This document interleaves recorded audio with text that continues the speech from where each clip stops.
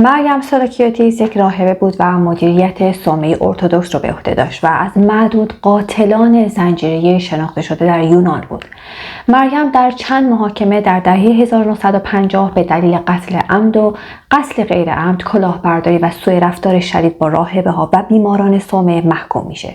شمار دقیق قربانیان مریم هنوز مشخص نیست، اما سخنها از 27 قتل عمدی و حدود 150 قتل غیر عمد و سهل‌نگاری بوده. نام شناسنامه اون مارینا بود و مارینا یک قاتل زنجیره‌ای بود که بین سالهای 1939 و 1951 فعالیت می‌کرد. در دسامبر 1950 دستگیر میشه و در فوریه 1951 توسط مقامات یونانی به جرم قتل، کلاهبرداری، جعل وصیت‌نامه، باجگیری و شکنجه متهم میشه. مریم در 3 محاکمه خود که در مجموع 14 سال طول کشید، در سال 1952 به حبس ابد محکوم میشه و در سال 1954 در زندانهای آبروف درگذشت. و البته که بسیاری از فرقه ماتئیت هنوز معتقدند که مریم بیگناه بوده و اون رو حتی به عنوان یک قدیس تکریم میکنند.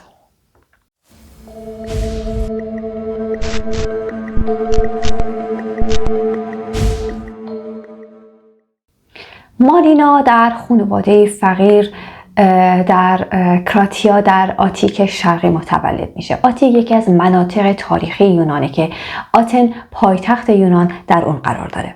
مارینا در جوانی یک کارگر کارخونه بود و سپس به عنوان راهبه وارد کلیسای ارتدوکس یونان میشه.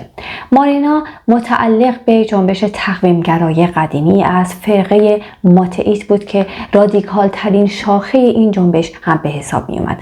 اون در سال 1927 همراه متئو کارپاتاکیس صومعه پاناگیا پفگو نوگیاتریسا رو میان شهر کراتیا و روستای کاکیتالاس تأسیس میکنه. این صومعه در ظاهر مرکز زیارتی اما عملاً پایگاه مالی و تبلیغاتی پیروان تقویم قدیمی بود. اون این مکان رو در مانگاه رایگان سر معرفی میکنه، اما امکانات پزشکی نداشت و اکثر بیماران بدون درمان رها میشدند.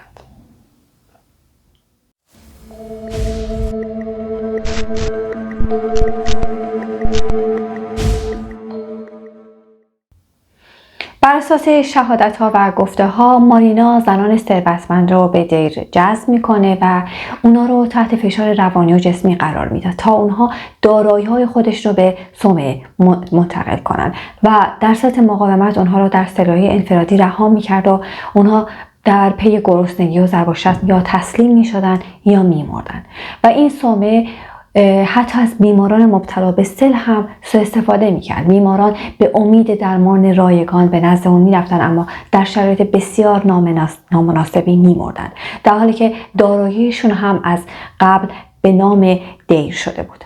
گزارش‌ها نشون میده بیش از 500 نفر بعد از واگذاری اموال خودشون به صومعه اون در همونجا فوت کردن که آماری بسیار غیر عادی برای یک صومعه کوچک به نظر می آمد.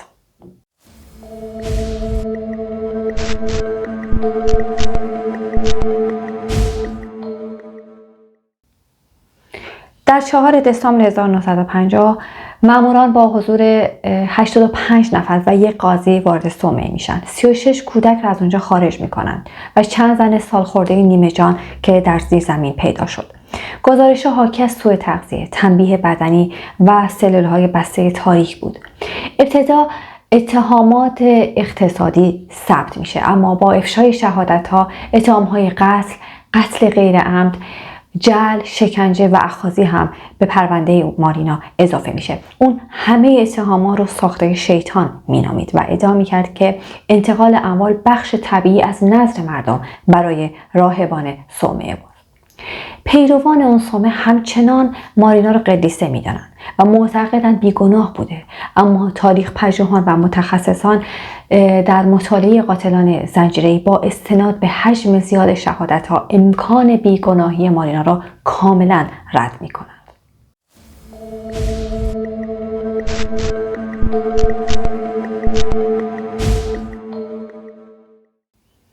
پرونده سری جنایت‌های مارینا الهام بخش چند اثر تلویزیونی یونانی بوده.